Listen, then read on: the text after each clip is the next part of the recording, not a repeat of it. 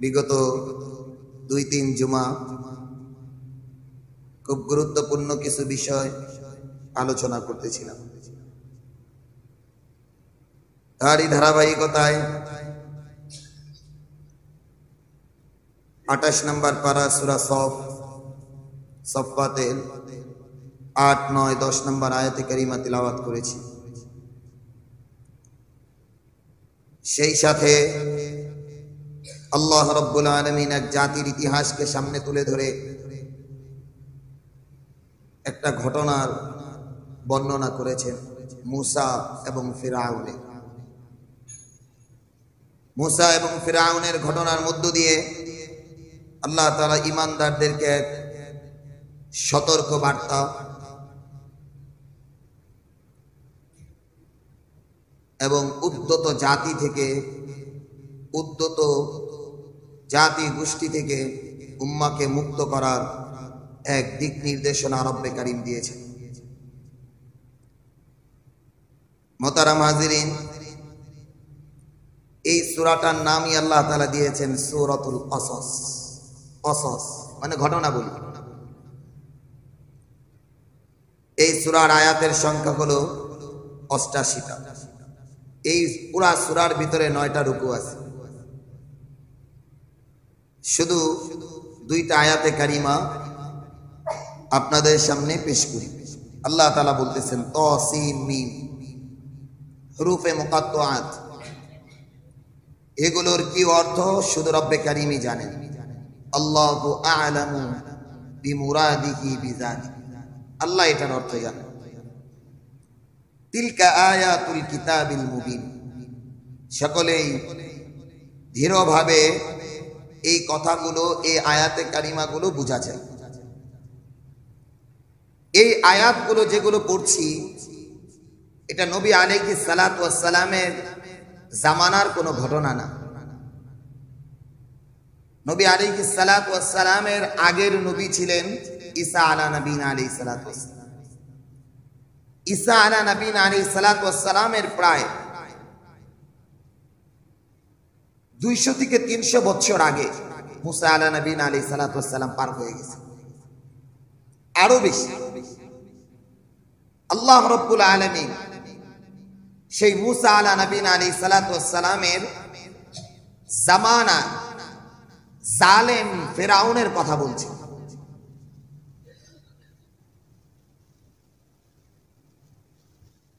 এই ঘটনাবলী এখন বলার, নবী আলাইহিস সালাতু ওয়াস সালামের উপরে বলার দরকার কি? ঘটনা তো অতিবাহিত হয়ে গেছে, বলার দরকার কি? নবী আলাইহিস সালাতু ওয়াস সালামের জামানা যা ঘটছে সেটা না বলবেন, কিন্তু আল্লাহ তাআলা সেই উদ্ধত জাতি মানুষের উপরে জুলুমের স্টিম রুলার চালাইতেছিল, সেই জুলুম নির্যাতনের চিত্রগুলোকে রব্বে কারীম তুলে ধরেছেন কালামে হাকিমের। নবী আলাইহিস সালাতু ওয়াস সালামকে আল্লাহ তাআলা বলছেন, এটা কেন দিলাম? লিকাউমি ইউমিনুন, এখান থেকে যেন মুমিন যারা, এরা উপদেশ গ্রহণ করতে পারে। জুলুমের ভিতরে যেন কখনো নিজেকে নিমজ্জিত না করে, জুলুম নির্যাতনের ভিতরে যেন জাতিকে নিমজ্জিত না করে। এজন্য আল্লাহ তাআলা পূর্ববর্তী নবীর ইতিহাসকে বলে এই উম্মাকে শিক্ষা দিয়েছেন। আল্লাহ রাব্বুল আলামিন কি বলেন? তিলকা আয়াতুল কিতাবিল মুবিন, এটা সুস্পষ্ট রব্বে কারীমের আয়াত, স্পষ্ট আয়াত, দিক নির্দেশনা। কি দিক নির্দেশনা? নাতলু আলাইকা মিন নাবাই মূসা, আমি আপনার নিকটে যে আয়াতে কারিমাগুলো তিলাওয়াত করছি, এগুলো হলো মুসা আর ফিরআউনের বৃত্তান্ত। কি করেছে ফিরআউন? ইন্না ফিরআউনা আলা ফিল আরদ, ফিরআউন জমিনের ভিতরে উদ্ধত হয়ে গিয়েছিল। ফিরআউন সমাজের ভিতরে জুলুম নির্যাতনের স্টিম রুলার গুলো চালাইতেছিল। কি করেছিল? ওয়াজআলা আহলাহা শিয়া'আন ইয়াসতাদঈফু তা'iফাতান মিনহুম, দলে বিভক্ত করে দিয়েছিল, দুর্বলদের উপরে জুলুম করতে শুরু করেছিল। ইউযাব্বিহু আবনাআহুম, ফেরাউন ওই সময়ের মায়ের সন্তানদেরকে হত্যা করতেছিল। ওয়ায়াস্তাহয়ী নিসাআহুম, মহিলাদেরকে বাঁচিয়ে রাখতেছিল। ইন্নাহু কানা মিনাল মুফসিদিন, নিশ্চয়ই ফেরাউন ছিল বড় বিপর্যস্তকারী, বিশৃঙ্খলাকারী এবং জাতিকে খারাপতার দিকে দিক নির্দেশনাকারী। মোহতারাম হাজিরিন,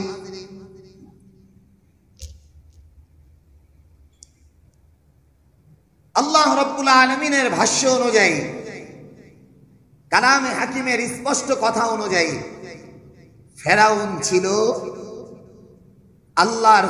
আল্লাহর জমিনের জালেম একজন। কিন্তু তার অবস্থাটা স্থায়ী ছিল, কিন্তু চিরস্থায়ী ছিল না। বুঝতে পারেন নাই? নমরুদের ক্ষমতা ছিল স্থায়ী, চিরস্থায়ী ছিল। ফেরাউনের ক্ষমতা ছিল স্থায়ী, চিরস্থায়ী ছিল না। মোহতারাম হাজিরিন, এখান থেকে স্পষ্ট, আল্লাহর কালাম থেকে স্পষ্ট, জমিনে যারা জুলুম করবে, নির্যাতন করবে, মানুষকে দলে বিভক্ত করে জুলুম নির্যাতনের স্টিম রুলার চালাবে, তাদের ক্ষমতা, তাদের দম্ভ স্থায়ী হতে পারে, বাকি চিরস্থায়ী হবে না কোনদিন। এই কথাটা মাথার ভিতরে রাখা চাই। ফেরাউন তো এক পর্যায়ে যায় বলেছিল, আনা রব্বুকুমুল আ'লা, আমার চেয়ে বড় আর রব কে আছে। কতটা দম্ভ আর অহংকার ছিল! দম্ভ আর অহংকারে বলেছিল, আনা রব্বুকুমুল আ'লা, আমার চাইতে বড় আর রব কে আছে। আল্লাহ রাব্বুল আলামিন সামনের আয়াতে কারিমার ভিতরে ওই কথাটাই বলতেছেন, ওয়ানুরিয়া ফিরআউনা ওয়া হামানা ওয়া জুনুদাহুমা। ফেরাউন একা ছিল না, মন্ত্রী পরিষদ ছিল, হামান। আল্লাহ তাআলা হামানের কথাও বলেছেন। তার বাহিনী ছিল, ওয়া জুনুদাহুমা, এদের বাহিনী ছিল, কাজ করত, জুলুম নির্যাতনে স্টিম রুলার গুলো চালাইতো। কিন্তু আল্লাহ তাআলা, মোহতারাম হাজিরিন, ভালো করে বুঝেন আল্লাহর আয়াতে কারিমা। আমি তো অন্যান্য ঘটনাও বলতে পারতাম, ফেরাউনের ঘটনা কেন বলছি? ফেরাউনের ঘটনা কেন বলছি ভালো করে বুঝেন। মুসা আলাইহিস সালাতু ওয়াস সালাম এক পর্যায়ে যায় অপারগ হয়ে গেলেন। বনি ইসরাইলকে বললেন, চলো যুদ্ধ করি ফেরাউনের বিরুদ্ধে। এই বনি ইসরাইল জাতি বলল, ইযহাব আনতা ওয়া রাব্বুকা ফাকাতিলা ইন্না হাহুনা কাঈদ। আপনি আর আপনার রব যায় যুদ্ধ করেন, আমরা বসে থাকি, ফেরাউনের সাথে আমরা পারব না। বনি ইসরাইল জাতি মুসা পয়গম্বরকে একবারে ক্লিয়ার কাট কথা জানায় দিল, আনতা ওয়া রাব্বুকা ফাকাতিলা ইন্না হাহুনা কাঈদুন। আমরা বসে আছি, আপনি আর আপনার রব যায় মুসার ফেরাউনের বিরুদ্ধে যুদ্ধ করেন। আল্লাহ তাআলা বললেন, ঠিক আছে মুসা, তুমি শুধু আগাও।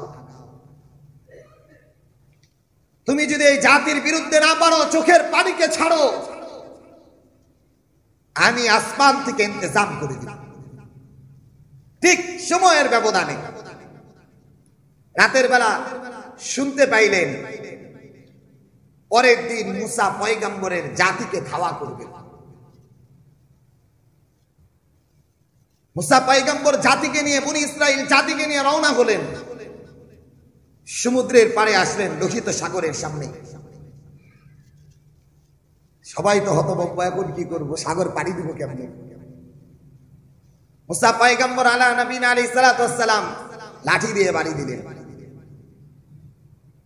12টা রাস্তা হয়ে গেল, মুসার জাতি পার হয়ে গেল। ফেরাউনের জাতি যখনই, এই উদ্যত জাতি জুলুমের স্টিম রুলার চালানোর জন্য যখন সমুদ্রের ভিতরে পা দিছে, দেখে কিরে রাস্তার পরিবর্তে পানি হয়ে গেছে, শেষ পুরো জাতি। ও মুহতারাম হাজিরিন, ফেরাউনের পুরো জাতি শেষ।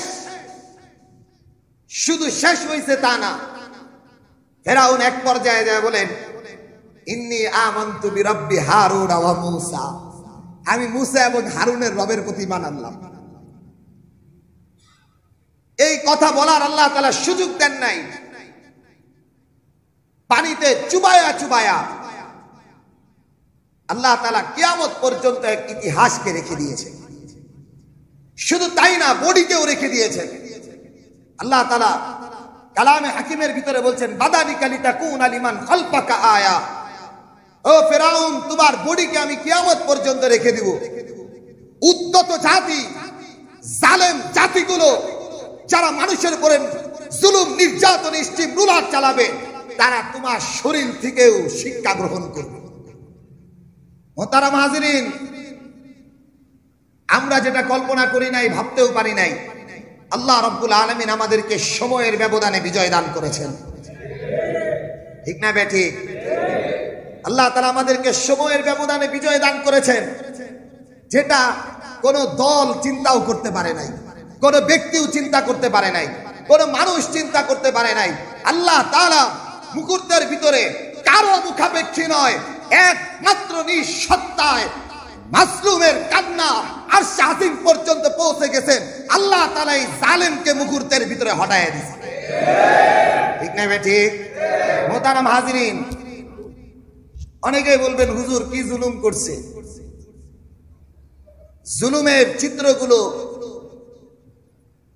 সকলের কাছে অজানা নয়, সকলের কাছে অজানা নয়। মোহতারাম হাজিরিন, কুল জাআল হক ওয়া যাহাকাল বাতিল, হক আসলে অন্ধকার একেবারেই নিভে যায়। দীর্ঘ সময় মুসলমান মানুষগুলো নিজের পরিচয় দিবে মুসলমান, এটাও দিতে পারে না। দীর্ঘ সময় আল্লাহর কালামের কথা বলবেন, এই কথাগুলো উন্মুক্ত ভাবে বলতে পারে না। সত্যের কথাগুলো মানুষের দ্বার প্রান্তে পৌঁছে দিবেন, এই কথাগুলো বলতে পারে না। কিন্তু মুহূর্তের ব্যবধানে নাম নিশানাও বাকি নেই। এজন্য মোহতারাম হাজিরিন, এখান থেকে আমাদের শিক্ষা গ্রহণ করা চাই। আমি যদি জুলুম নির্যাতন করতে থাকি, সময়ের ব্যবধানে আমিও শেষ হয়ে যাব। কোন মানুষ যদি কোন মানুষের প্রতি জুলুম করতে থাকে, এই জুলুম নির্যাতন কোনো না কোনো সময় যায় শেষ হবেই হবে। মোহতারাম হাজিরিন, নবী আলাইহিস সালাতু ওয়াস সালাম হাদিসের বর্ণনাগুলো, আল্লাহর কালামগুলো যা বলেছেন সত্য বলেছেন। নবী আলাইহিস সালাতু ওয়াস সালাম বলেন, ইত্তাকি দাওয়াতাল মাজলুম ফাইন্নাকু লাইসা বাইনাহা ওয়া বাইনাল্লাহি হিজাব। কোন মাজলুম মানুষ আর আল্লাহর মাঝে কোন পর্দা থাকে না। আল্লাহ রাসূল বলেন, ইত্তাকি দাওয়াতাল মাজলুম, মাজলুমের বদদুয়া থেকে বাঁচবা। কেন? ফাইন্নাহু বাইনাহু ওয়া বাইনাল্লাহ, ওই মানুষটার মাঝে আর আল্লাহর মাঝে কোনো পর্দা থাকে না। ওই মানুষগুলো যখন কান্না করবে, কান্নার অশ্রুগুলো সরাসরি আরশে আজিমে যায় বাড়ি খাবে।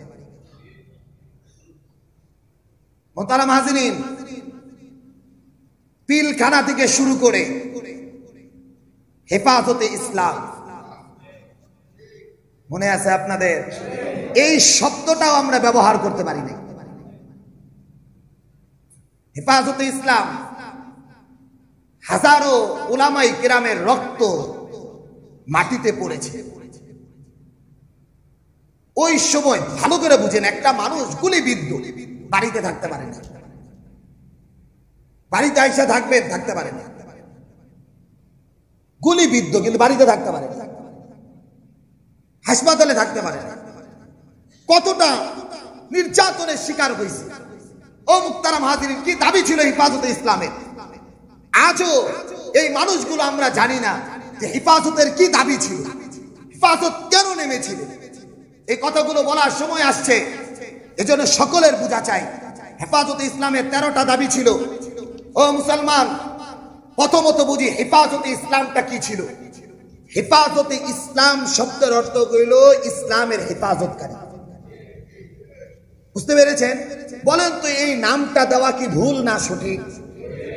হেফাজতে ইসলাম, ইসলামের হেফাজতকারী, এই নামটা ব্যবহার করেছেন ইসলামের নাম দেওয়ার কারণে। ভালো করে বুঝেন, 13টা দাবি ছিল, 13 দফা দাবি। মনে আছে আপনাদের? 13 সালে এই হেফাজতে ইসলামের 13টা দাবি ছিল। 1 নাম্বার দাবি, ভালো করে বুঝেন, আমি সময় সাপেক্ষ রব্বে কারীম যদি তৌফিক দান করেন আমি এক একটার কোরআন হাদিস থেকে দলিল পেশ করব, আজকে সময় নাই, শুধু শুনে রাখেন। হেফাজতে ইসলামের প্রথম দাবি ছিল সংবিধানে আল্লাহর উপর পূর্ণ আস্থা ও বিশ্বাস পুনর্স্থাপন করতে হবে। কোরআন সুন্নাহ বিরোধী কোন আইন সংসদে করা যাবে না। বলেন তো এটা যৌক্তিক না অযৌক্তিক? মুসলমান ভালো করে বোঝা চাই, সকলের একটা জিনিস মাথায় রাখা চাই, আমার পরিচয় আমি আওয়ামী লীগ, এটা আমার পরিচয় না। আমার পরিচয় আমি বিএনপি, এটা আমার পরিচয় না। আমার পরিচয় আমি জামাত, এটা আমার পরিচয় না। আমার পরিচয় আমি চরমোনা, এটা আমার পরিচয় না। আমার পরিচয় আমি জাসদ পাসদ, এটা আমার পরিচয় না। আমার সর্বপ্রথম পরিচয় আমি একজন মুসলমান। আমার প্রথম পরিচয় আমি ইমানদার। কোন মুসলমান যদি মুসলমানের পরিচয় বহন করতে না পারে, এর চাইতে বড় লজ্জার কোন বিষয় আর পৃথিবীতে থাকতে পারে না। 1 নাম্বার দাবি ছিল সংবিধানে আল্লাহর আইন বাস্তবায়ন করা হয়। 2 নাম্বার, ওই সময় শাহবাগে গণজাগরণ মঞ্চ তৈরি হয়েছিল, মনে আছে তো আপনাদের? এদের কাজ ছিল আল্লাহ রসুলের বিরুদ্ধে। শুধু একটা শব্দ নাউজুবিল্লাহ জবানে বলতে চাচ্ছি না, শুধু আপনাদের অবগতির জন্য জানাই, ওই সময় জাগরণ মঞ্চের একজন মানুষ ছিলেন ব্লগার রাজীব। সে কি বলেছিল আল্লাহ এবং তার রাসূল একসাথে গাঁজা খাইতেছে। এই কথাটা কি জবানে বলা যায়? তাহলে এই নাস্তিকের বিরুদ্ধে দাঁড়ানোটা কি অপরাধ? অথচ রাসূল বলেন, আল্লাহ তাআলা বলেন, যে ব্যক্তি দিন থেকে ফিরে যাবে, যে ব্যক্তি আল্লাহর দিন থেকে দূরে সরে যাবে, তাকে হত্যা করে ফেলবে। এটা আল্লাহর বিধান, এটা আল্লাহর বিধান। অথচ হেফাজতে ইসলামের 2 নাম্বার দাবি ছিল যারা আল্লাহ রসুলকে নিয়ে ধর্মের বিরুদ্ধে অবমাননা করে তাদের শাস্তি মৃত্যুদণ্ড দেওয়া হবে। 3 নাম্বার, কথিত শাহবাগী আন্দোলনের ঘোষিত নাস্তিক মুরতাদ যারা রসুলের শানে জঘন্যতম ওই যে শব্দগুলো ব্যবহার করেছেন, এদেরকে ফাঁসির কাস্টে ঝুলানো হোক। এটা ছিল হেফাজতে ইসলামের দাবি। 4 নাম্বার দাবি ছিল ব্যক্তিত্ব, বাক স্বাধীনতা, বেহায়াপনা, অনাচার, বেবিচার, প্রকাশ্যে নারী পুরুষের অবাধ বিচার, এই সমস্ত কিছুকে অপসংস্কৃতিগুলোকে বিতাড়িত করতে হবে। 5 নাম্বার, ইসলাম বিরোধী নারী নীতি, ধর্মহীন শিক্ষার নীতি বাতিল করে শিক্ষার প্রাথমিক স্তর থেকে উচ্চ মাধ্যমিক স্তর পর্যন্ত ধর্মীয় শিক্ষাকে বাধ্যতামূলক করতে হবে। এটা ছিল আমাদের হেফাজতে ইসলামের দাবি। 6 নাম্বার ছিল সরকারিভাবে কাদিয়ানীদেরকে অমুসলিম ঘোষণা করতে হবে। কারণ কাদিয়ানীরা কন্যা কেন কাদিয়ানীরা এদেরকে যারা কাফের মনে করবে না তারাও কাফের, এদেরকে যারা ছত্র ছায়ায় রাখবে তারাও কাফের। এটা ছিল হেফাজতে ইসলামের দাবি। 7 নাম্বার ছিল মসজিদ নগর ঢাকাকে মূর্তির নগর থেকে বাঁচাতে হবে। এটা ছিল একটা দাবি। মোহতারাম হাজিরিন, এরপরে 8 নাম্বার দাবি ছিল জাতীয় মসজিদ বাইতুল মুকাররম সহ সব মসজিদের নির্বিঘ্নে নামাজ আদায়ের বাধা বিপত্তি এবং এই যে আমরা যে হক কথা বলতে পারি না, সে হক কথাগুলোকে উন্মোচন করে দিতে হবে। 9 নাম্বার দাবি ছিল রেডিও টেলিভিশনে এখনো পর্যন্ত মোহতারাম হাজিরিন কি করে কোন একটা নাটক সিনেমা তৈরি করলেই খারাপ মানুষ হিসাবে দেখানোর জন্য টুপি আর পাঞ্জাবি পরায় দেয়, রাজাকার বানায়, রাজাকারী পোশাক পরায়া ওই নাটক আর সিনেমার ভিতরে খারাপ চরিত্র দিয়ে তাকে নামায় দেওয়া হয়, ইসলামকে একেবারে লাঞ্ছিত আর অপদস্থ করার জন্য। হেফাজতে ইসলামের দাবি ছিল রেডিও টেলিভিশন সহ বিভিন্ন গণমাধ্যমে দাড়ি টুপি এবং ইসলামী কৃষ্টি কালচারকে ব্যবহার করা যাবে না। বলেন তো দাবিগুলা সত্য না যৌতিক না অযৌতিক? 10 নাম্বার ছিল পার্বত্য চট্টগ্রাম সহ দেশব্যাপী ইসলাম বিরোধী কর্মকাণ্ডে জড়িত এনজিও খ্রিস্টান মিশনারিগুলোকে ধর্মকাণ্ড যারা চালাইতেছে এগুলোকে বন্ধ করতে হবে।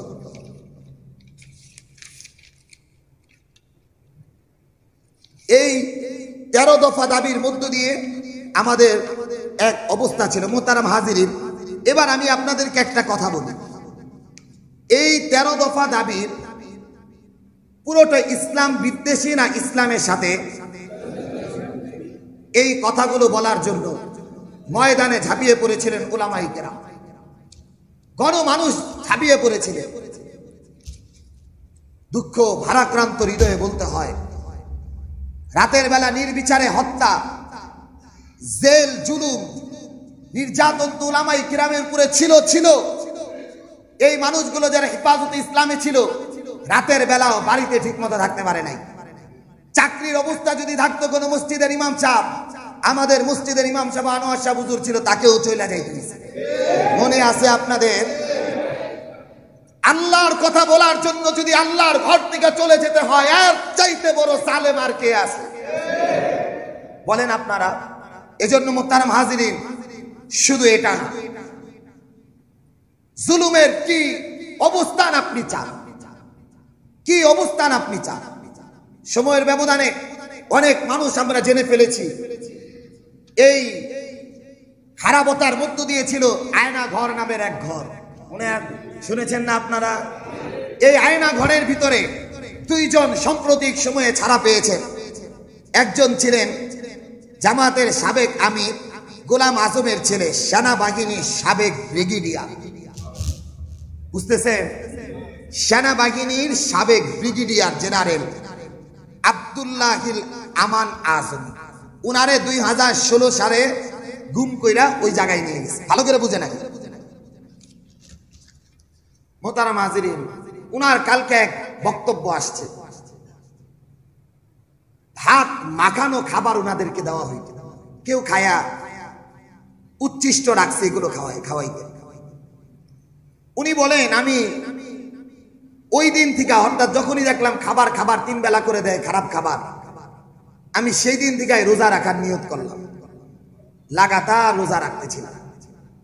ওই যে ভাতগুলো দেয় এগুলো পানি মানে ধুইয়া তারপরে শেষ রাতে খায়া রোজা রাখতে থাকে।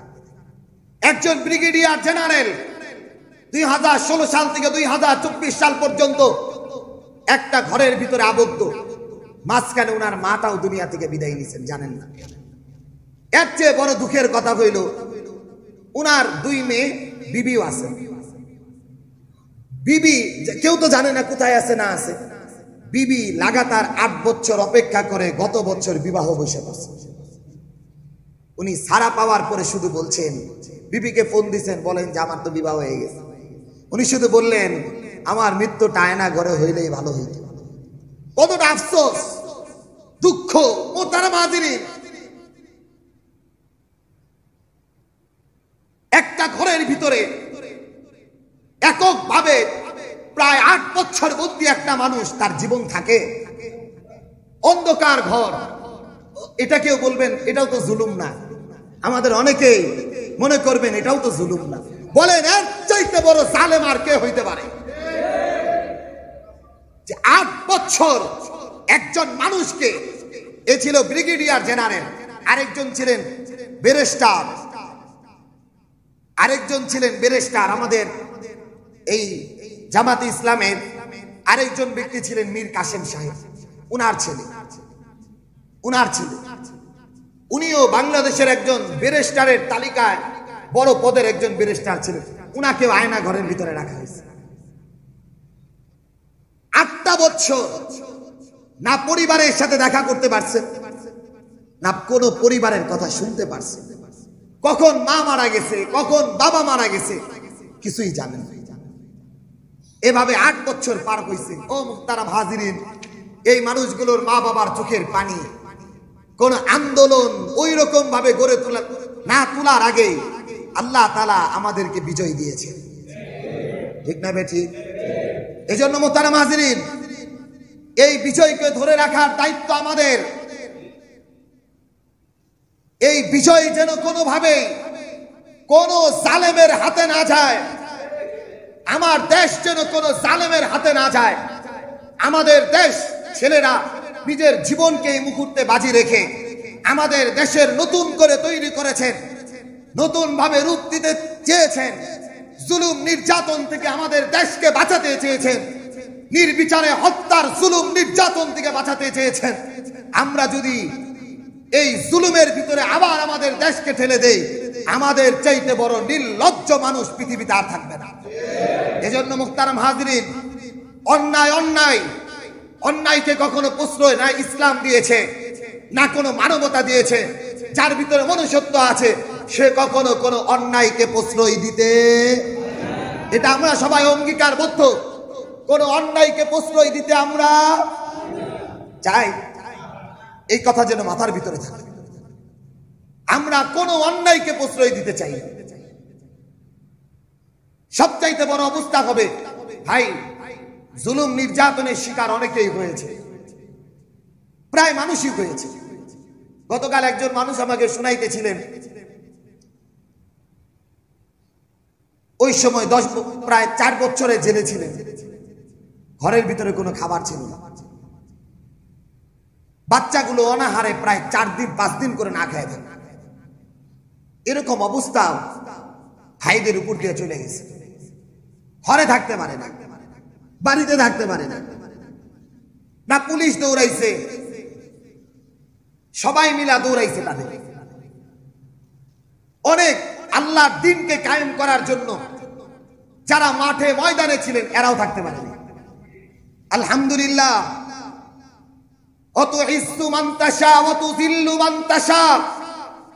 আল্লাহ যখন চান কাউকে ইজ্জত দান করেন, কখনো ইজ্জতের জায়গা থেকে জিল্লতির দরজায় পৌঁছায় দেন। আমাদের এক মাসলুম ব্যক্তিত্ব, বাংলাদেশের অন্যতম ব্যক্তিত্ব আল্লামা মামুনুল হক সাহেব হুজুর, পায়ে বেরি পড়ায়া কাঠগড়ায় পর্যন্ত দাঁড় হয়েছে, খোড়ায়া আদালতে গেছে। মামুন সাহেবের পক্ষে কথা বলবো, চাকরি যাইতে নিছি, পিছনে আমার অনেকেই জানে। এই মানুষটাকে আল্লাহ তাআলা কি ইজ্জত দিলেন, গত সোমবারে রাষ্ট্রভবন রাষ্ট্রপতি ওনারা ডাইকা নিয়ে গেছে, রাষ্ট্রপতি ওনারা ডাইকা নিয়ে গেছে, এই নেতৃবর্গের সাথে হযরতকে ডাইকা নিয়ে গেছে, জামাতের আমির শফিক সাহেবকে ডাইকা নিয়ে গেছে। অথচ জামাত তো নিষিদ্ধ, জামাত তো নিষিদ্ধ। আমার প্রশ্ন হলো, রাষ্ট্রপতি ওনাদেরকে ডাইকা নিয়ে গেলেন, অথচ জামাত তো নিষিদ্ধ, ওনাদের ডাকার কি দরকার? কেন? বুঝতে পেরেছেন মোহতারাম হাজিরিন, ইসলাম ছাড়া আমাদের দেশের নয় সারা পৃথিবীতে কোনোদিন মুক্তি সম্ভব। চিৎকার দিয়ে এখন সম্ভব। এজন্য মুহতারাম হাজিরিন, আল্লাহর দ্বীনকে উড্ডীন করার জন্য সকলের ঐক্যবদ্ধ থাকতে হবে। আল্লাহর দ্বীন যেন কোন আলেম, কোন উলামা, কোন ইমাম সাহেব, কোন ব্যক্তি যেন হক কথা বলার জন্য নিজের জীবনকে পর্যন্ত যেন দিয়ে দিতে পারে, জবান যেন কখনো আর বন্ধ না থাকে। আল্লাহ তাআলা আমাদের জবানগুলোকে খুলে দিয়েছেন হক কথা বলার জন্য, জবান থাকবে উন্মুক্ত, জীবনটাও যদি দিতে হয় তারপরেও আল্লাহর দ্বীনকে সমুন্নত করার জন্য আমরা অঙ্গীকারবদ্ধ। সেই সাথে মুহতারাম হাজিরিন, হেফাজতে ইসলাম থেকে আমাদের এক বার্তা, সমস্ত মসজিদ মাদ্রাসাগুলো, 1 নাম্বার হলো আমরা কোনোভাবেই জুলুম নির্যাতন করব না, কারো প্রশ্রয়। রাজি আছি তো ইনশাআল্লাহ? হাত তুলে বলি, আমরা জুলুম করব না, প্রশ্রয় ইনশাআল্লাহ হাত নামাই।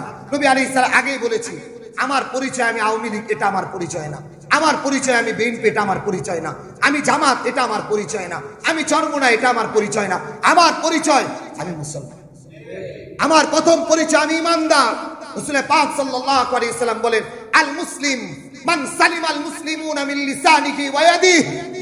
যার হাত এবং মুখ থেকে আরেক মুসলমান নিরাপদ থাকে না, সে কখনো ইমানদার হইতে পারে না। ওয়াল মুমিন মান আমিনাহুন নাসু আলা দিমাইহিম ওয়া আমওয়ালিহিম। ইমানদার তো সেই ব্যক্তি যার জান এবং মাল নিরাপদ থাকবে।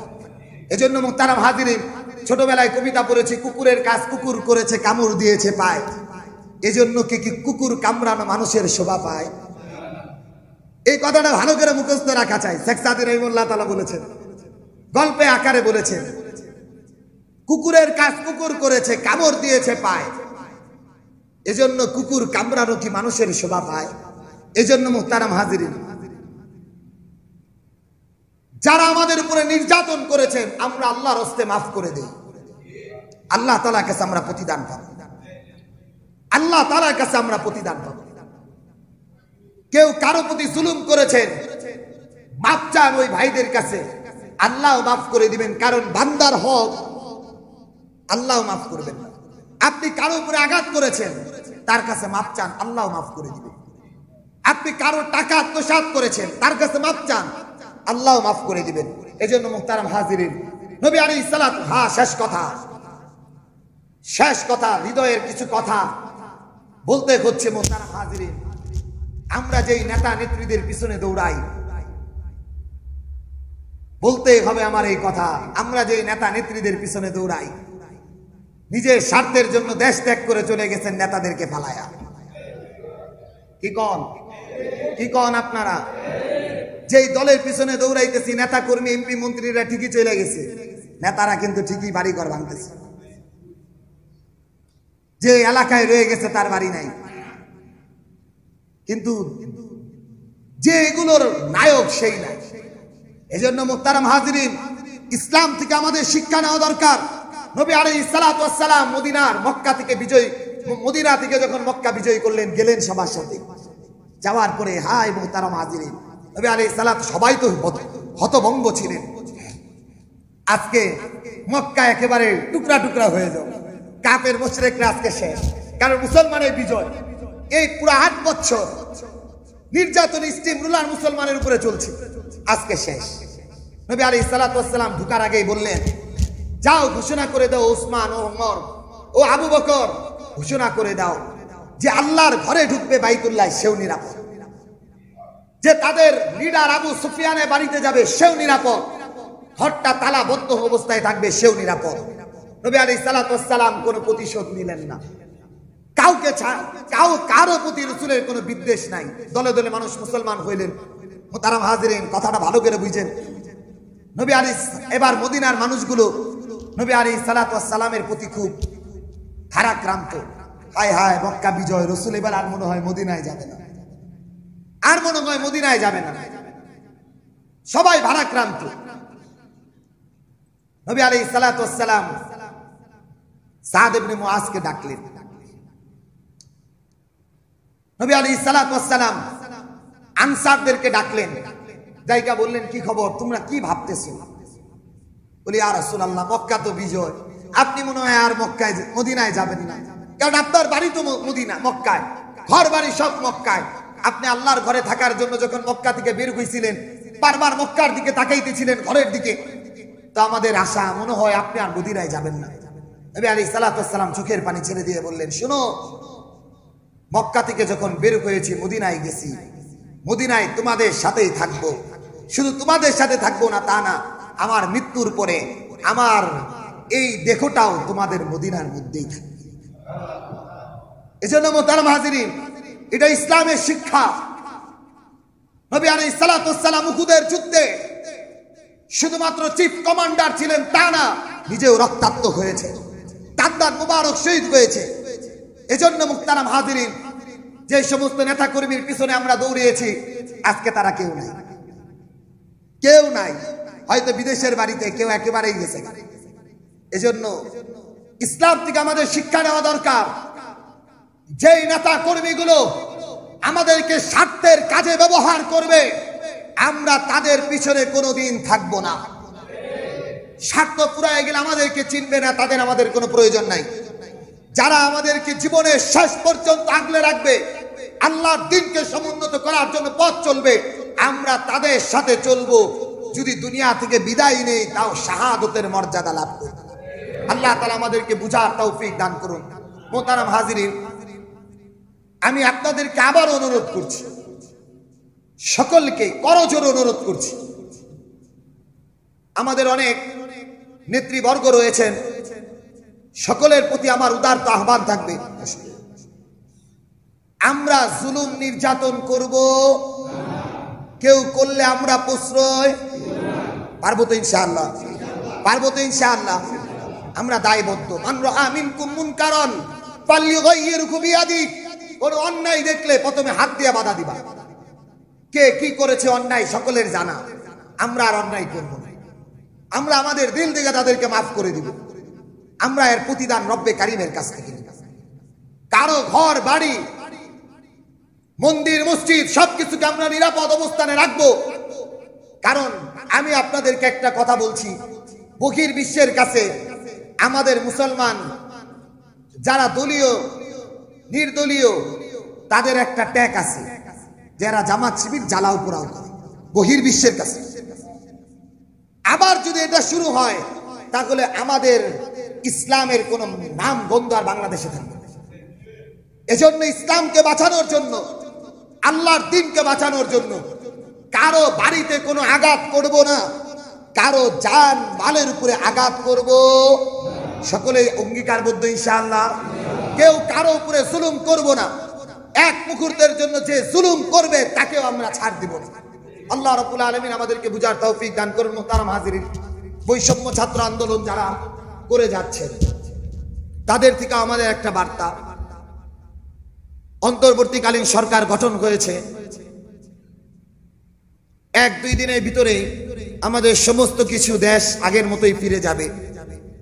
এর ভিতরে দলমত নির্বিশেষে রাজনৈতিক মুখর পরিবেশ থেকে মুক্ত হয়ে এই ছেলেরা যারা জীবন দিলেন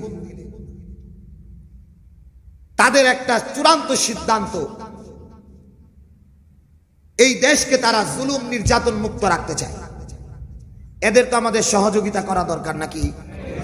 গত 3 দিন যাবত আলহামদুলিল্লাহ বাজার মন্দির মসজিদ ওনারা পাহারা দিচ্ছেন। ভার্সিটিতে যারা আছেন, আমাদের গোপালপুরের বিভিন্ন ভার্সিটিতে যারা লেখাপড়া করেন, এই বৈষম্য ছাত্র আন্দোলনের সাথে যারা ছিলেন, তাদের একটা দাবি হইল জুলুম নির্যাতন থেকে যেন সকলেই মুক্ত হতে পারে এবং সকলেই যেন ঐক্যবদ্ধ হয়ে দেশকে উন্নত দেশে পরিণত করার জন্য কাজ করতে পারে। আমরা তো সহায়তা করবো ইনশাআল্লাহ। আমাদের এক ভাই আসছেন, উনি একটু কথা বলবেন, খুব সংক্ষিপ্ত আকারে 2টা কথা বলবেন। আসসালামু আলাইকুম ওয়া রাহমাতুল্লাহ।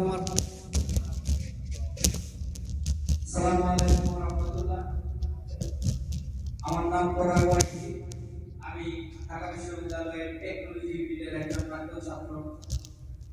আমি প্রথমে শ্রদ্ধার সাথে স্মরণ করতে চাই যেই সকল শহীদ এবং আহত ভাই বোনেরা বৈষম্যবিরোধী ছাত্র আন্দোলনের সাথে যুক্ত ছিলেন এবং আমাদের দ্বিতীয়বার স্বাধীনতার স্বাদ অর্জন করতে তারা সবথেকে বেশি ভূমিকা রেখেছেন।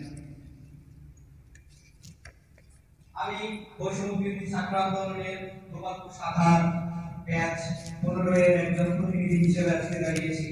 আমরা দলীয় নেতৃত্বের বাইরে একজন ছাত্র সমাজ, আমরা কোনো রাজনৈতিক দলের সাথে সম্পৃক্ত না।